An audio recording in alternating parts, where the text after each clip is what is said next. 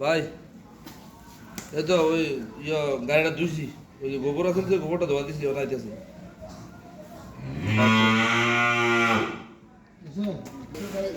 মানুষের বিশ্বাস থাকতো হুম আর বিশ্বাস থাকবো।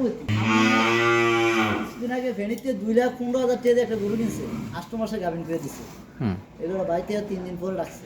ইন্নালিল্লাহ 8 মাসের গাবি 8 মাসের গাভিন 2,15,000 টাকা গরুটা, 15 কেজি দুধ দিব। এরপর নাতিন জামাই, এবার নাতিন জামাই লাগে নিজের মধ্যেই।